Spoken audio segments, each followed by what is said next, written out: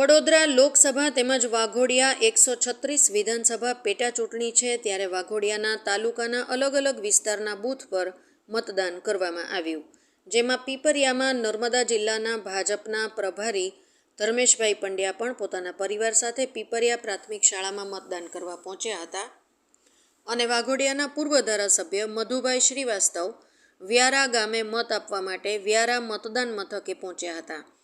તેમજ કોંગ્રેસના ઉમેદવાર કનુભાઈ ગોહિલ જેવો અનગઢ ચામુંડાનગર ગામ ખાતે મતદાન કરવા માટે પહોંચ્યા હતા. વાઘોડિયા, વ્યારા, પીપરિયા જેવા વિસ્તારમાં પોલીસ ચુસ્ત બંદોબસ્ત સાથે શાંતિપૂર્વક મતદાન થયું હતું. વાઘોડિયા તાલુકાનું મતદાન સવારે 7 વાગ્યાથી સાંજે 5 વાગ્યા સુધીનું 63.75% જેટલું મતદાન શાંતિપૂર્ણ થયેલ છે. રિપોર્ટર મૌલિન વ્યાસ, વાઘોડિયા. વ્યારા ગામનો મતદાર છું. મત આપવું હકીકત છે.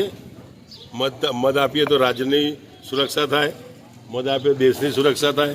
એટલે વોટ તો આપવો જ જોઈએ, ફરજિયાત. ભાઈઓ, બહેનો, વડીલો જેટલાય મતદારો છે, મતદાન કરવું જ જોઈએ અને દેશને સાચવી શકે એવાને વોટિંગ કરવું જોઈએ અને આપને અડધી રાતે કામ આવી શકે એવાને વોટ કરવો જોઈએ. બંતુભાઈ, અત્યાર લગીને તમે જાતે જ પોતાને મત આપતા હતા. હવેનો સિનારીઓ એવો છે કે હવે તમારે બીજાને મત આપ્યો છે. કયા મોડલને જોઈને મત આપ્યો છે? કેવો વિકાસ થવો જોઈએ? મેં આ વોટ આજે 40 વર્ષના ઇતિહાસમાં પહેલી વખત પંજાને વોટ આપ્યો છે. હું ચોખ્ખું જ કહીશ, હું જુઠ્ઠું બોલતો જ નથી. ઉપર બી પંજાને આપ્યો છે, નીચે બી પંજાને આપ્યો છે. 2 વોટ આપ્યા છે. એના માટે આપ્યા છે કે પંજાને વોટ આપવાનું ક્ષત્રિય સમાજના માટે ટેકો જાહેર કર્યો હતો મેં. એના માટે પંજાને વોટ આપ્યો. ચૂંટણી દરમિયાન અનેક બયાનબાજીઓ ચાલી.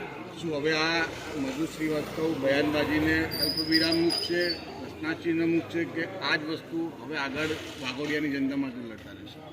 હું જ્યાં સુધી જીવતો રહ્યો, મારી સાસમાં સાથ રહી, ત્યાં સુધી લડતો રહીશ મારા વાઘોડિયાની પ્રજા, ભાઈઓ, બહેનો, વડીલો માટે.